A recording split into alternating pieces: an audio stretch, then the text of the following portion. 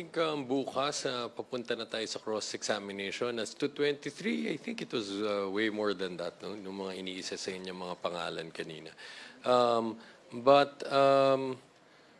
Tulad ng sinabi namin kanina, libo-libo yung acknowledgement receipts dito, but minabuti na namin na hindi na isa-isahin to, no? At makita mo, at some point, si Attorney Kapunan, she took over instead of asking the witness to read them one by one dahil masyadong mahaba, no? Kaya nga, dito pumapasok na, no? Yung tanong kanina, paano namin masisigurado that the people will continue to watch, stay engaged, no? Kasi nga, if it gets too dragging, magiging problematic din yan. No? So, kaya pinipili na lang namin because we think we already made our point na kahit na hindi na kailangan ilatag lahat because of the limitations and time constraints, ang sa aming palagay, no, naging sapat na yung those documents that we focused on a while ago.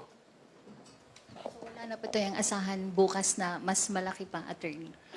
No more new acknowledgement receipts, I would guess, no? But hintayin natin kung ano magiging sagot niya sa cross-examination and dun sa mga questions ng mga senators.